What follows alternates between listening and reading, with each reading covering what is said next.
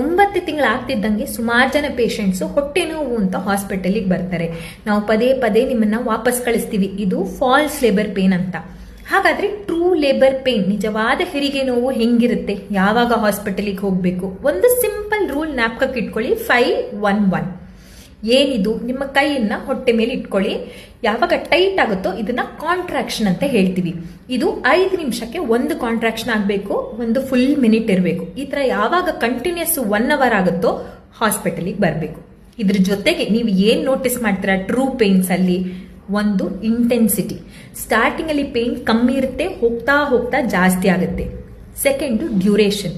Starting ಅಲ್ಲಿ pain 5, 10, 15 second ಇರುತ್ತೆ, ಹೋಗ್ತಾ 60 ಸೆಕೆಂಡ್ ಆಗುತ್ತೆ. ಮೂರನೇದು ಲೊಕೇಶನ್. ಫಾಲ್ಸ್ ಪೇನು ಬರೀ ಕೆಳಗಡೆ ಹೊಟ್ಟೆ ನೋವು ಇರುತ್ತೆ. ಟ್ರೂ ಪೇನ್ ಅಲ್ಲಿ ಹೊಟ್ಟೆ ನೋವು, ಬೆನ್ನು ನೋವು, ಕಾಲ್ ನೋವು, ಮೂರೂ ಕಡೆ ನೋವು ಇರುತ್ತೆ. ನಾಲ್ಕನೇದು, ಇದ್ರ ಜೊತೆಗೆ ಏನಾಗ್ತಾ ಇದೆ? ಟ್ರೂ ಪೇನ್ ಅಲ್ಲಿ ಸರ್ವಿಕ್ಸ್ ಡೈಲೇಟ್ ಆಗೋದ್ರಿಂದ ಲೀಕಿಂಗ್ ಅಂದ್ರೆ ವಾಟರ್ ಆಚೆ ಬರ್ಬೋದು, ಅಥವಾ ಮ್ಯೂಕಸ್ ಪ್ಲಗ್ ಅಂದ್ರೆ ಸ್ವಲ್ಪ ಬ್ಲಡ್ ಟಿಂಜ್ಡ್ ಏನಾದ್ರೂ ಆಚೆ ಬರ್ಬೋದು. ಐದನೇದು, ಸ್ವಲ್ಪ ರೆಸ್ಟ್ ಮಾಡಿ, ಲೆಫ್ಟ್ ಸೈಡ್ ಮಲ್ಕೊಳ್ಳಿ, ಸ್ವಲ್ಪ ವಾಕಿಂಗ್ ಮಾಡಿ, ನೀರು ಕುಡೀರಿ. ಇದೆಲ್ಲ ಮಾಡಿದ್ರೂ ಕೂಡ ಪೇನ್ ಇದೆ ಅಂದ್ರೆ ಅದು ಟ್ರೂ ಪೇನ್. ಇದೆಲ್ಲ ಮಾಡಿದಾಗ ಪೇನ್ ಹೋಯ್ತು ಅಂದ್ರೆ ಅದು ಫಾಲ್ಸ್ ಪೇನ್. ಇದೆಲ್ಲ ಸೈನ್ಸ್ ಇರುವಾಗ ನೀವು ಹಾಸ್ಪಿಟಲಿಗೆ ಬರಬೇಕು. ಇದ್ರ ಬಗ್ಗೆ ಇನ್ನೂ ಡೀಟೇಲ್ಸ್ ಬೇಕು, ಏನ್ ನೋಟ್ ಮಾಡ್ಕೋಬೇಕು ಪೇನ್ ಸ್ಟಾರ್ಟ್ ಆದಾಗ ಅಂತ ನಿಮ್ಗೆ ಬೇಕಂದ್ರೆ ಕಮೆಂಟ್ ಸೆಕ್ಷನ್ ಅಲ್ಲಿ ಡೀಟೇಲ್ಸ್ ಅಂತ ಕೇಳಿ ನಾನು ಕಳಿಸ್ಕೊಡ್ತೀನಿ.